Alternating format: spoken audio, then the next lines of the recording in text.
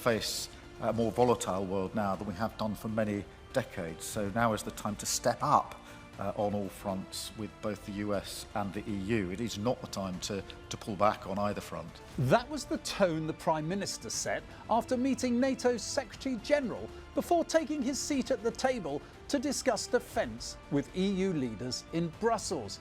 It was a big moment, the first time a British Prime Minister has attended such a meeting since Brexit.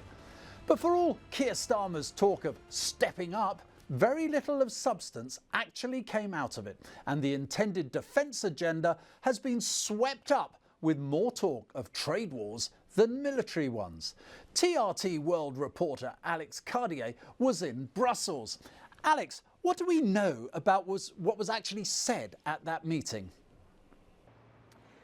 Well, Nick, Prime Minister Starmer encouraged his EU partners to reset their relationship with the UK and saying that a defence and security partnership should be absolutely at the heart of that new relationship. So let's start by listening to what he had to say about his vision for that new setup.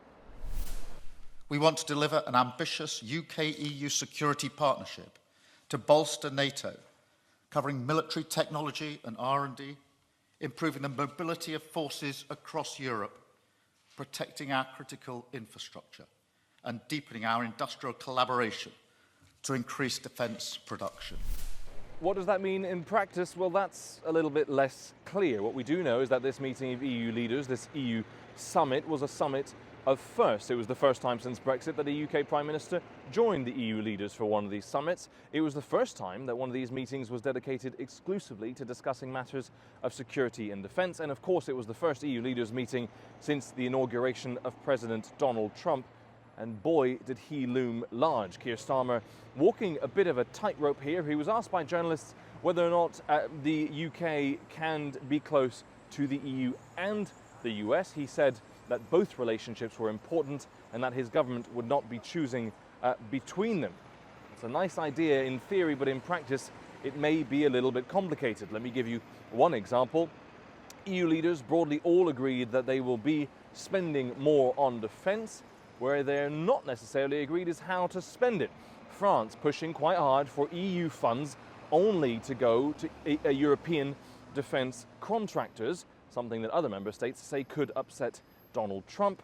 And where is Keir Starmer and the UK government in all of this? Slightly stuck in the middle. Now, the other thing to say is that EU officials I've been speaking to behind the scenes say that they welcome the idea of a reset with the United Kingdom, but they're not entirely clear on what Keir Starmer is resetting specifically. He doesn't want a deal for visas for young people. He says a hard no to rejoining the single market or the customs union. And those would have been the kind of off-the-shelf things that could have been reset. But no deal seems to be in the pipeline for that. Coming up with new proposals like this Security and Defence Pact will take a lot longer.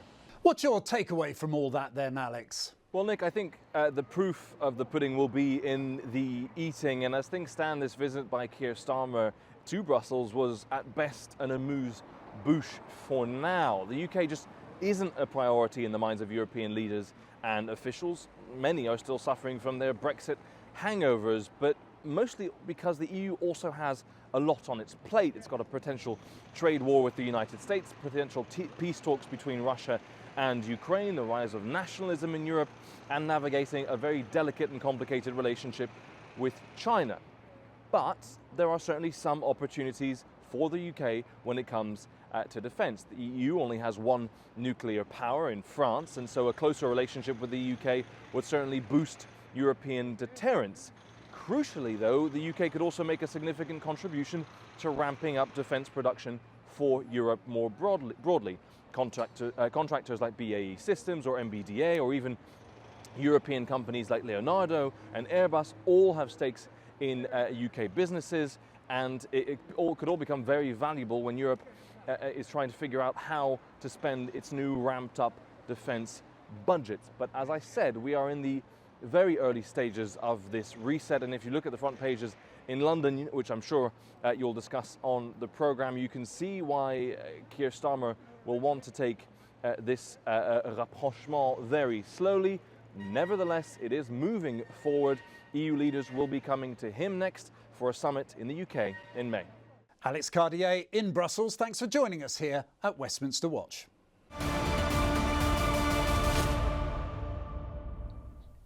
Let's get into all the issues in more depth now with my next guest. I'm joined by politics professor Richard Sakwa, foreign affairs journalist Mary Dejevsky and military analyst Sean Bell. Welcome to Westminster Watch, everyone. Let me start with you, Sean. After this conference, should we all feel safer? The short answer is no. I mean, there's two big issues happening at the moment. Obviously, President Trump's flexing his muscles, and the whole of Europe's not quite sure whether he's going to remain committed to NATO or not. He's made very clear the American focus is going to be on China and said, Europe, you deal with the Russian threat. And therefore, a lot of Europe is looking around, it's going, we were living under the safety of the NATO umbrella.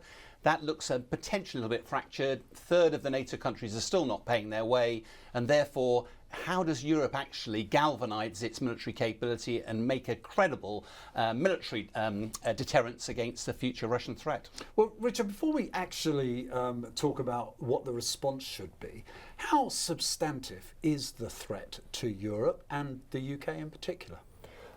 In particular from Russia or China or the rest of the world, I actually think that the question should be reframed in a rather different manner.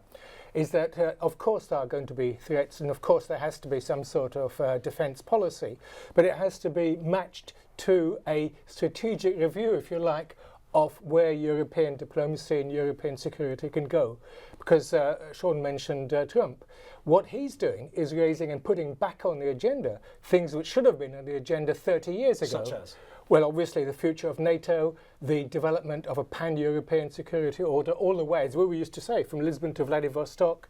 Obviously this would be a post-American security order, not anti-American, please note, but a post, and in fact to take advantage of the end of the First Cold War.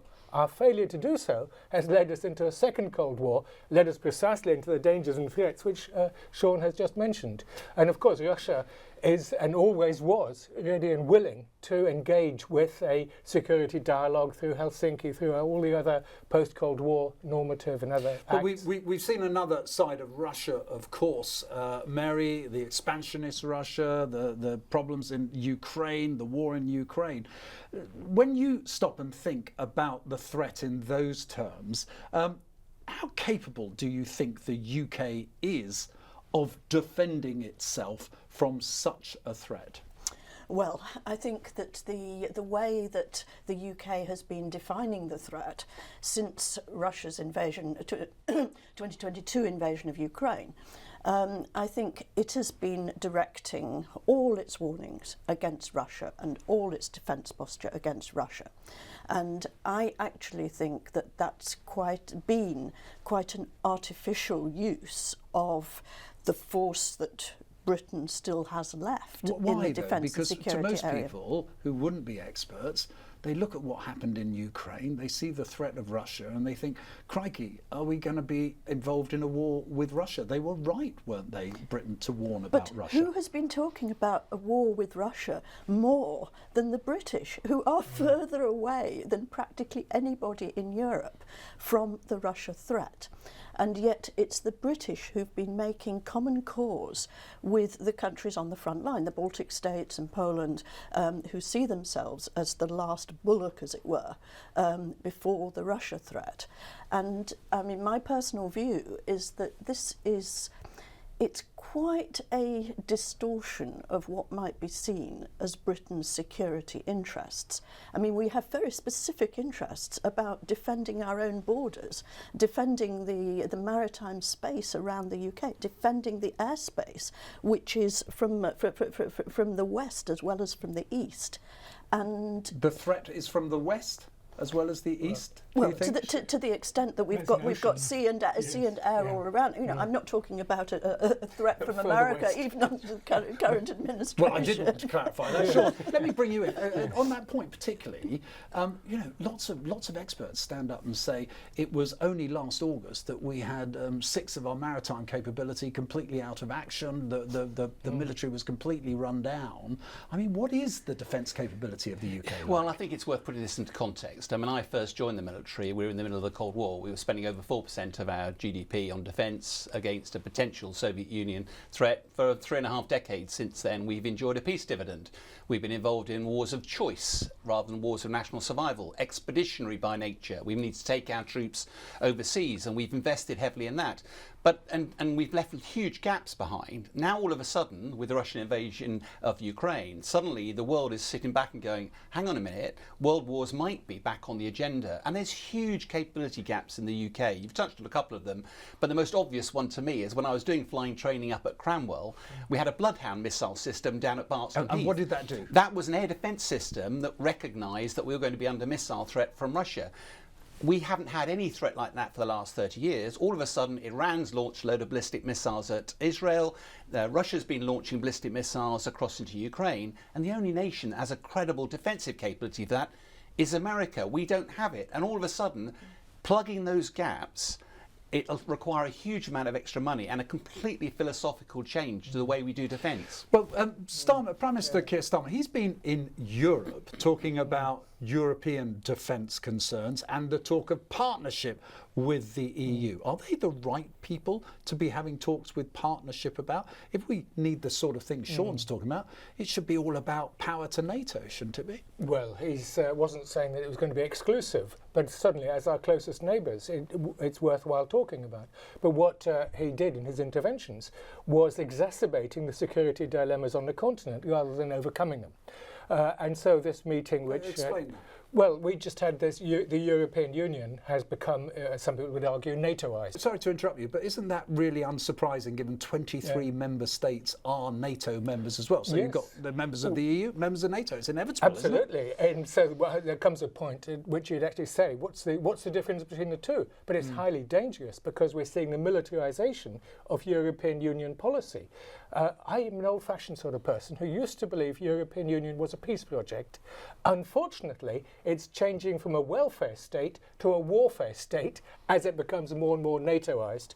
And a lot of people are very upset by it, as we see people call them, right or left-wing populists. You're saying there's no diplomacy taking place, no strategy for diplomatic engagement. It's just all military talk.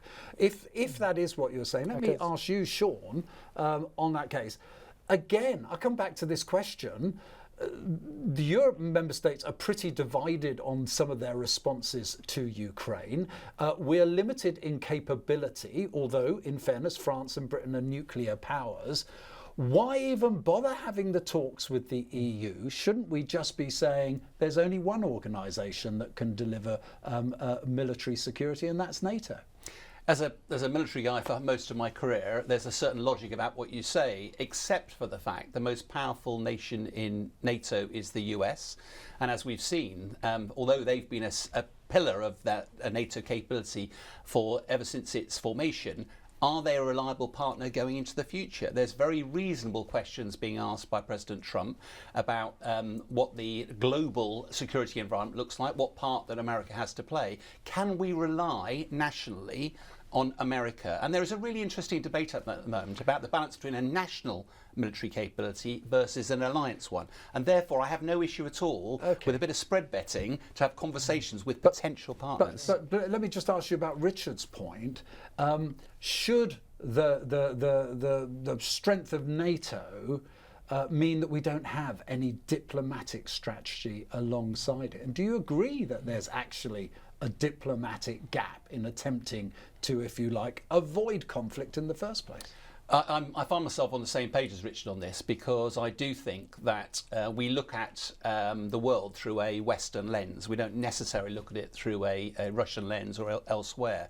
I think what's been interesting, President Trump sort of tackled this because he's turned around and said, I respect the fact if you put NATO on the doorstep of Russia, that is provocative. And actually the analogy, if you go back to the Cuban Missile Crisis, I'm just about old enough to remember, that was the former Soviet Union putting missiles on the border of America. That nearly precipitated a global nuclear war. So it's not unreasonable. And I think that's the different language that President Mary, have we got the leaders to fill the vacuum that both Richard and Sean have identified there? Well, when we're looking at Europe, I mean, some of the major countries in Europe are in turmoil at the moment. I mean, we're sitting here, we're waiting for a German election, which was brought forward because of the collapse of the current coalition. We're looking at France, which has also been in meltdown. So two of the main anchors of the European Union have basically dysfunctional governments, and that's likely to continue for at least the next 6 months or so. Now you look at the UK, which, as we've said before, is sort of on the periphery here. What is very interesting of what's going on at the moment is looking across at the United States, and we are seeing the recommencing of person-to-person diplomacy at the very top, of the sort that we haven't seen for at least the last US presidency. You're talking about President Trump. What are you saying? He's exercising his full powers? Yes. I don't remember seeing a national leader in recent memory actually exercising the power of his office in the way that Trump has been exercising power since really even before his inauguration. But has he been doing that on the question of dealing with Ukraine? All we've heard him say, he was going to end the war on day one. He hasn't done that. Is it more a case that dragging them kicking and screaming, the other NATO partners, just to pay more? Is that the exercise of power you're talking about? I don't think that is the exercise of power. What we're seeing is the way that Trump has actually been approaching the Russians, we are told. So far not at the absolute top level, but that is in the offing in the next few days. The same with Xi Jinping. The Chinese president was invited to the inauguration, which was an extraordinary thing. And he didn't go personally, but he understood the significance of being represented, and he sent a deputy. So Richard, can I ask you, do you think then that the diplomatic gap is being filled by Trump? We're just not really aware of it. And do you welcome his engagement? I certainly do. It's fascinating that the European leaders, before the war began, the Russo-Ukrainian war, both Macron and the German leader at the time, Scholz, they tried to engage in diplomacy, and I support that. I think that was absolutely right. They were pushed back. They were actually humiliated in some cases, weren't they? It was because it was quite clear that they came to the table with absolutely nothing to offer. And this is the tragedy. They were also humiliated to an extent by our side, yes, as well as by the Russian side. Gone. And the second thing, sorry to say, is that Biden was catastrophic in this diplomatic sense, in that he hasn't actually talked to any Russian leader for 2.5 years. And worse than that, his Secretary of State, Antony Blinken, and National Security Advisor Jake Sullivan didn't do that either. And diplomacy in the old administration was considered a gift. It was a privilege. You're talking about the Biden administration. Yes. Whereas now, as Maria says, absolutely rightly, Trump is actually doing what leaders should do, which is to talk to each other and try to avoid war. And of course, as Trump said in his inaugural speech, we've got to stop wars starting before they do. Right. Now, let me ask you this, Sean. I know you're a military man, but when we come back to NATO, is he going to use, President Trump, is he going to effectively use trade tariffs, the threat of trade tariffs, to drive the military response from Europe? I think Trump, we assume he's an idiot at our folly. He's a very smart individual. I have no doubt he wants to do a deal. In his first term, Trump 1.0, it was pretty obvious that he tried to get NATO to up their spending and has failed to do that. I suspect he's now going to use other tools in his infantry to make that happen. But it's interesting when you talk about how you negotiate with Putin.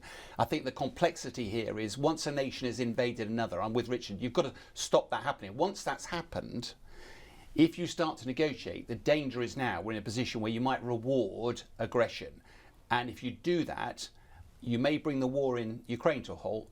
Goodness knows what North Korea, Iran, and potentially China will take that. So there are global implications on that. But let's talk money, can we, particularly? Because, Mary, look, the politics at home are really quite simple. Is that if Trump settles on, say, asking each NATO member to pay 3.5% of GDP. Keir Starmer can't do it. He can't even manage 2.5% until after the next election. Something has to give at home, doesn't it? Do they have to tax more, or are they going to stop funding hospitals, stop funding Well, that's the business for the government. You know, when everybody says to governors to choose, these are the choices that have to be made. And, you know, I've heard somebody say in the last 48 hours or so that maybe the British public would accept 1% on GDP if it was hypothecated against defence spending. And if that, as it were, kept Donald Trump and the US quiet, then maybe that would be accepted to the British public. Personally, I don't think that's realistic. I don't think the British public will accept 1% on anything which is about abroad rather than about at home at the moment. Would you pay an extra 1% on GDP? It's not just about money. As you know, there's the fourth in a decade strategic defence review going on in the United Kingdom, which is important. I think it really needs to identify what you're going to spend this money on. And even the bigger question is, it has taken a Trump who identifies issues, but his answers not always the correct ones, but nevertheless, he has identified issues. It's taken this man to do what we should have been doing 30 years ago, which is to think about our security, and that is the United Kingdom, with our European partners. And we haven't done it. Sean, let me ask you this, though. Isn't the 2.5% of GDP, let alone the 3.5% of GDP being spent on defence? That's the ask. It's a bit of a misnomer, isn't it? I mean, where does that, isn't it how that money is used, where that money goes? And frankly, for Britain and France, they're having to pay a chunk of that to support their nuclear deterrent. It all seems a bit sort of tabloid, doesn't it, just to grab these figures from out of the air? I think part of the issue here, as you're highlighting, is that the danger is it looks like the government's decided it's 2.5% is the answer, so what's the question? What can I get for that money? Whereas the defence review should be the completely the other way around. It's complicated slightly at the moment because we spend about 6% of our GDP on the nuclear deterrent, but because we're replacing Vanguard with a Dreadnought at the moment, there's another 6% being spent on top of that, and on top of that, we're spending $3 billion out of the defence budget to Ukraine. All of those, when you add them up, even if you go to 2.5%, the maths is you're reducing the amount of money that's available for conventional deterrence. Key question for you. Thank you for that very clear analysis of where the money's currently going. But if the UK does not increase its defence spending substantially, say to that 3.5%, what does the future defence of the UK look like? The short version, I'd say, is a negative and a positive. When I was in the Ministry of Defence, two driving threats that drove spending were China and Russia. There is an argument today that Russia is no longer the military threat it was, that it's lost most of its modern main battle tanks. It's been proven to be pretty ineffective when it actually comes to war fighting. But it could invade a neighbour, and if it was a NATO member, we'd be dragged into a war, wouldn't we? It'd be folly from a military perspective to do that. I'm not saying in 5 or 10 years it couldn't rebuild for that. The question is, at the moment, it feels like a more dangerous world, and therefore it feels like we should be returning. And let's face it, defence is an insurance policy against an uncertain future. If you don't pay your premiums, you have to accept your vulnerability. And the number one priority of the British government, defence of our nation. Mary, can politicians level with the public that they can't defend them because they can't afford it? Well, they've got to, I mean, that is a very difficult argument to make. Obviously, this government has a huge luxury of a massive majority and another 4 years before there's going to be another election. So if there's any government which could do that, it's the British government in Europe. But I don't think, and we go back to the economic question, I don't think that the British public will buy it. And the risk of going public and trying to make that argument is that people then wake up in a way that they haven't done for the last year, which is to say, exactly how much money is going to Ukraine and how far is that in the public interest, and what are our commitments to that in the future? Time is against us, but I can wrap up with you if I may, Richard, on this point. Isn't the brutal reality, if they're not going to level with the public and say we can't afford to defend you, doesn't Britain have to scale down massively its ambitions for being a world player, and with it, its military commitment? It is a world player because it's got nuclear weapons, and it's also got a veto on the United Nations Security Council, so it is going to be an important player. But it actually has to think strategically. How do we avoid war? And of course, the danger is now we're sliding into the Third World War by playing up threats rather than negating them, dealing with them. Talking obviously with China, we're talking with Russia and so on. And obviously Ukraine wasn't just an accident, it was part of the security dilemma, and we have to deal with the root cause before we can actually stop the war and get a new peace order. I have to bring it to an end there, sadly. Richard, Mary, Sean, thank you very much indeed for joining me here on Westminster Watch. Thanks again to all my guests for joining me, and don't forget to subscribe to the TRT World YouTube channel for more lively debate and conversation. But for now, from me and all the team here, goodbye and thank you for watching.